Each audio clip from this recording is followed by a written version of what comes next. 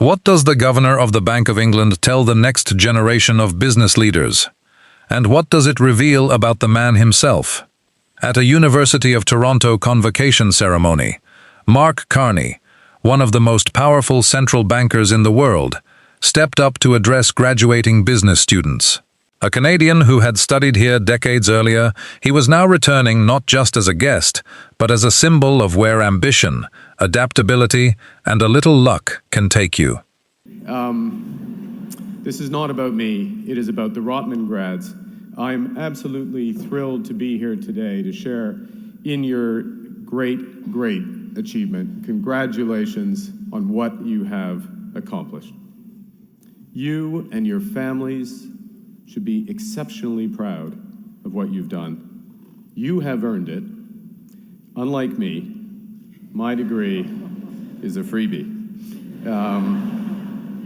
As the President just said, as University of Toronto graduates, you join 500,000 alumni from over 190 countries.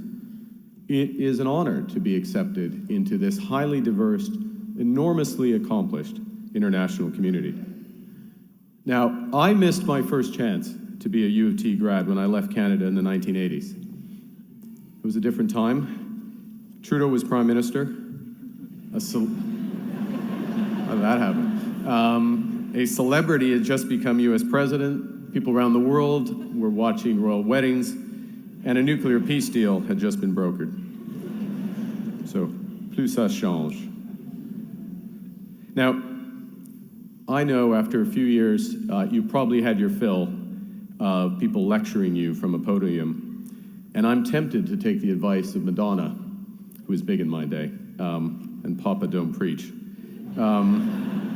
But it's typical at a ceremony like this for someone like me to try to pass on some wisdom, experience, and some advice to all of you. And since Dominic Barton could only be here for a day, you're stuck with the blinkered worldview of a central banker. Now, one thing I can assure you about the future is that the road ahead will not be straight. It's entirely unrealistic, however tempting it might be, to map out in detail the decades ahead. As John Lennon said, life is what happens to you while you're busy making other plans. John Lennon was a member of the Beatles. The Beatles were a British rock band that were big at the time. But anyways, whenever I meet, and since it's such a highly diverse and accomplished alumni community, I very often meet U of T graduates and alumni. And I often find they're surprised by where they've ended up. And I don't mean after a few too many at Einstein's. I mean those alumni who are old enough to remember the Beatles are often surprised by where their careers have taken them.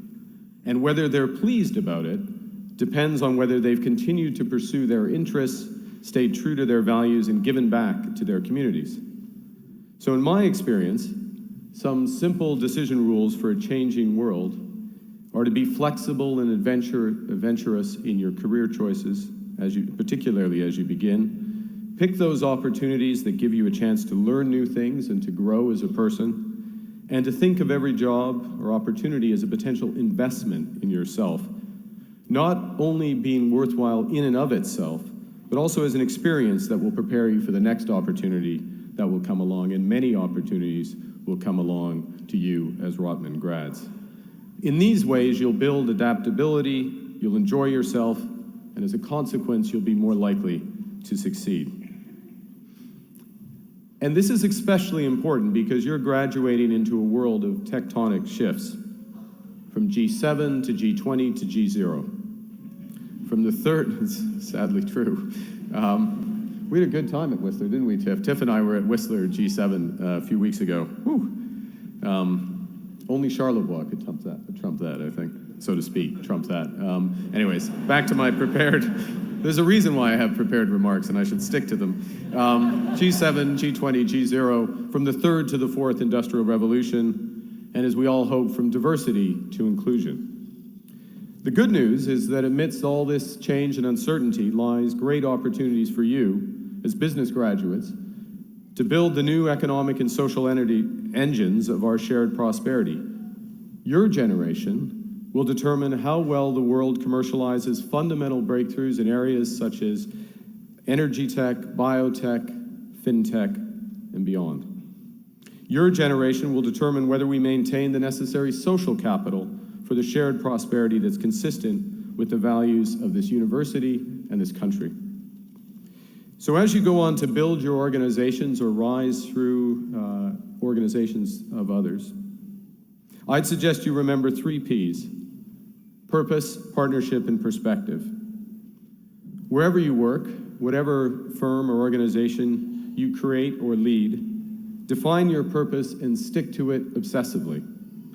Remember that true purpose, including that of business, must be grounded in the objectives of your clients, your society, and humanity. As John Kay observed, profit is no more the purpose of business than breathing is the purpose of living. In a world of diversity and division, partnerships will drive breakthroughs. Select your teams wisely and recognize that while diversity is a reality, inclusion is a choice, and I recommend you take it. And always try to maintain perspective. Well, you should always be able to marshal your facts, and as Rotman grads you will. You must also engage with people's intuitions and win their trust. And that means doing it through empathy, being open to dialogue, and remembering Henry Ford's advice that the secret of success is to see things from another person's point of view.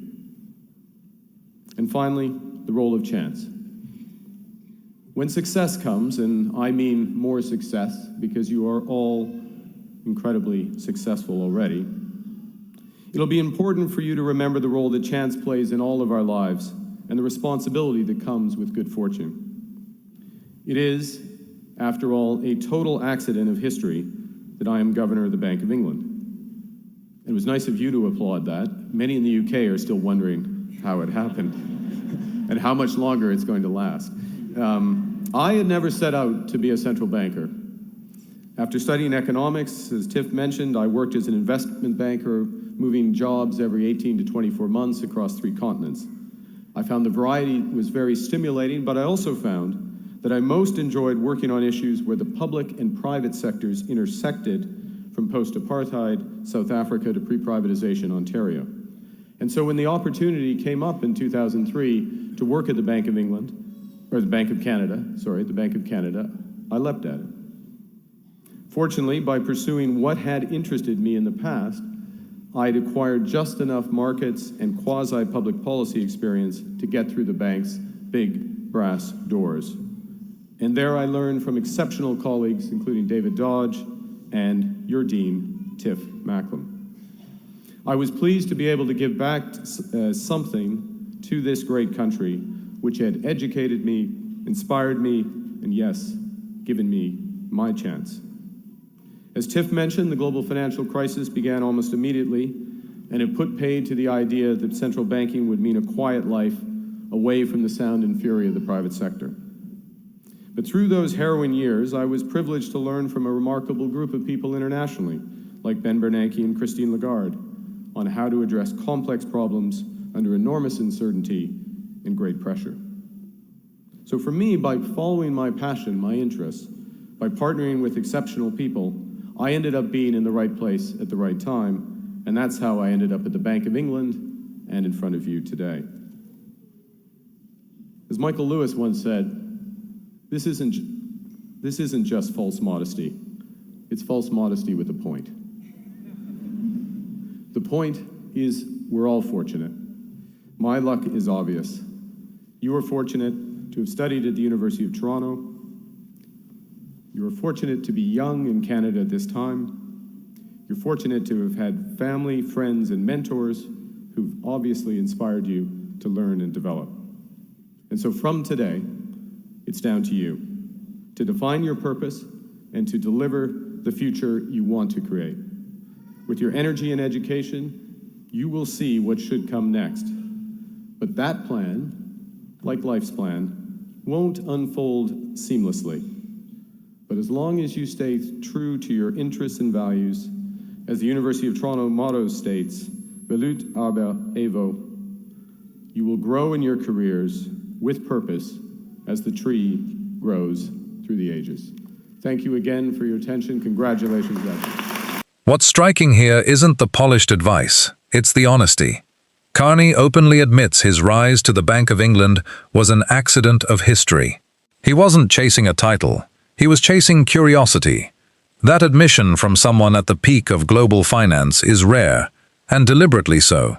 This speech came during a period of intense global economic uncertainty, shifting power from G7 to G20, rising technological disruption, and growing inequality, threatening social cohesion worldwide. Why this matters? Carney's 3 Ps, purpose, partnership, perspective, weren't just graduation advice. They were a quiet blueprint for responsible capitalism, delivered to the very people who would soon shape it.